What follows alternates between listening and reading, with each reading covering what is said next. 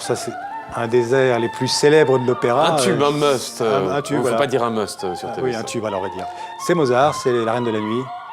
La Reine de la Nuit, la Flûte enchantée de Mozart, c'est en ce moment fait à l'Opéra de Paris dans une nouvelle mise en scène signée Robert Carsen. Robert Carsen, stacanoviste de la mise en scène d'opéra, canadien. Alors, il n'est pas québécois, mais il est francophone. On en avait parlé la semaine dernière avec Platé de Rameau. Ici, la Flûte enchantée. On ne va pas refaire l'histoire de la Flûte enchantée. C'est un conte initiatique avec deux amoureux, Tamino et Pamina, qui vont passer des rites pour devenir initiés, puisque c'est un opéra avec plein de symboles maçonniques.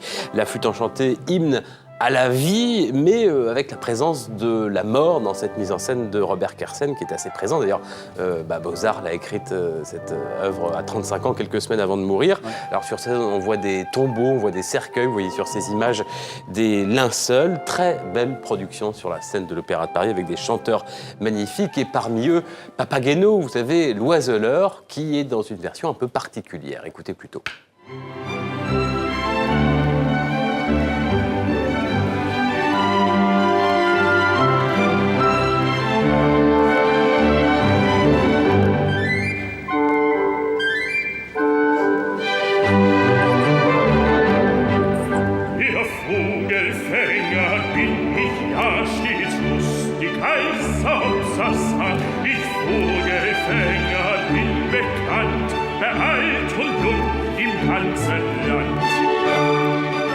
La Flûte enchantée de Mozart à l'Opéra de Paris, c'est jusqu'au 15 avril avec un chef suisse, Philippe Jordan, dans la fosse. Alors c'est complet, mais ça revient la saison prochaine.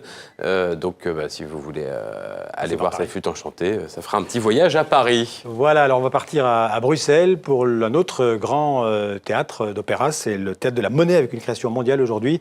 Un opéra francophone signé Philippe Boussemans, qui est un artiste belge. Enfin, un compositeur belge, absolument. Le Théâtre de Monnaie qui est assez novateur sur les scènes européennes.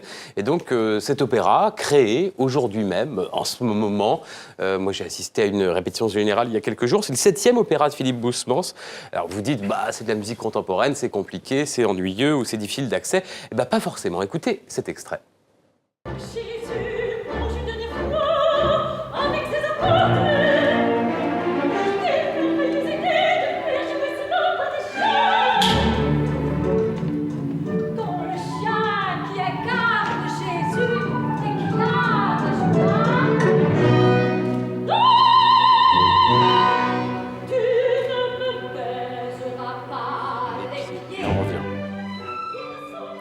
Alors j'en profite d'ailleurs pour rendre hommage à Gérard Mortier qui a vraiment redonné à la Monnaie toute sa dimension de scène internationale. Il vient de mourir il y a quelques semaines.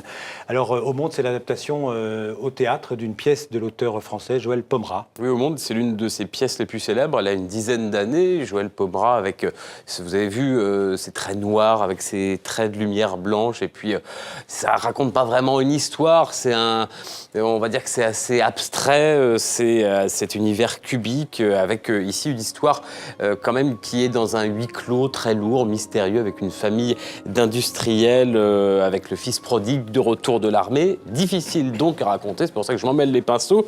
La chanteuse belge Ilse Behrens, elle, essaie quand même de nous dire de quoi ça parle.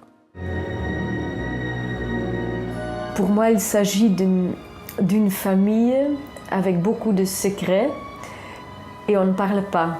Moi, je chante la deuxième fille qui est une star de télévision. Quand c'est difficile, elle fait comme ça et elle change de sujet et c'est pas vraiment qu'est-ce qui se passe et il y a beaucoup de questions.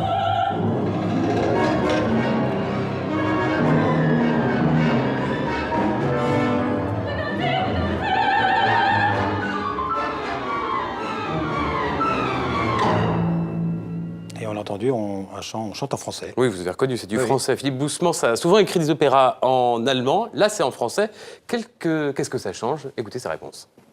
Le français est une langue difficile à chanter, donc il faut beaucoup chercher comment utiliser les contractions, le muet, les liaisons qu'il faut faire, etc. J'ai travaillé dessus pour que ce soit plus compréhensible possible. Je crois qu'il y a bien 85% qu'on comprend, ce qui n'est pas si mal pour un opéra. sur Envie Remplacement.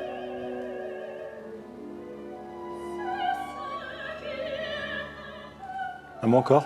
Ce sera à Paris la saison prochaine à l'Opéra Comique. C'est un Voilà. scoop. Super, merci Jean-Baptiste.